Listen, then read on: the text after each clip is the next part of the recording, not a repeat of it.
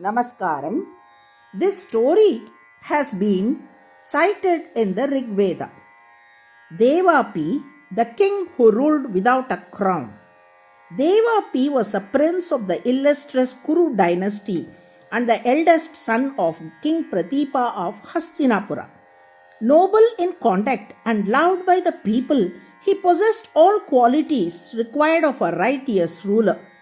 However, according to Vedic custom, physical affliction was considered a ritual disqualification for kingship. As Devapi was afflicted with leprosy, the council of learned Brahmanas and senior elders of the kingdom deemed him ineligible to ascend the throne.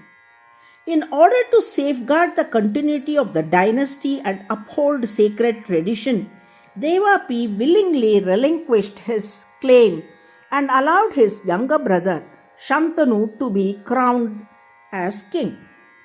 Some traditions describe this as a forced abdication due to illness, and others portray it as a voluntary renunciation inspired by detachment.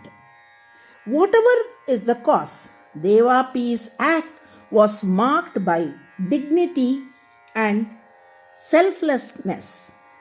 Shantanu ruled Hastinapura with wisdom and efficiency. His reign was just, orderly, and prosperous, earning the admiration of his subjects.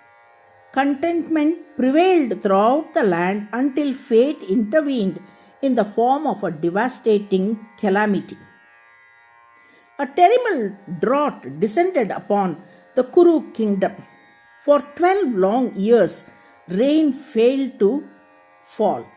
Crops withered, rivers dried up, and famine tormented the people. When the king sought counsel, his Brahmana ministers revealed the deeper cause of the disaster. The gods, displeased by the violation of the natural order of succession, had withheld rain. Though Shantanu ruled well, the kingdom was said to be suffering for the unresolved injustice of the elder brother being deprived of his rightful position. Distressed by this revelation, Shantanu sent messengers to the forest to invite Devapi back to Hastinapura. The king offered to restore the throne to him, but Devapi, by then a hardened ascetic, absorbed in austerities, declined all worldly authority. Nevertheless, moved by compassion for the suffering people, he agreed to assist not as a king but as a priest.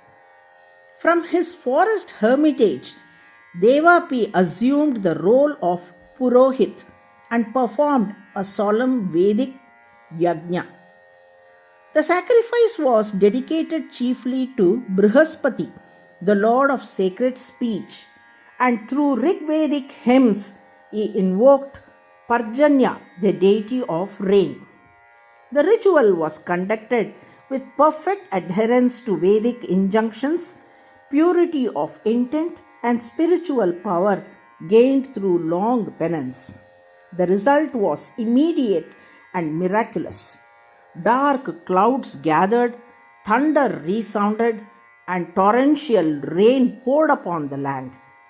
The long drought came to an end, rivers swelled again, fields revived, and the people of Kuru kingdom were rescued from famine and despair. According to Vishnu Purana, Devapi later received a divine boon that he would remain immortal until the end of Kali Yuga and would be reborn in the next Kruta Yuga as a great king restoring dharma once more. This story teaches that true authority lies not in power but in dharma. Even a righteous ruler cannot escape the consequences of violating cosmic order, while a renunciant rooted in selflessness can restore balance to the world. Devapi's life reminds us that humility, sacrifice, and adherence to sacred principles ultimately sustain both kingdoms and universe itself. Narayana, Narayana.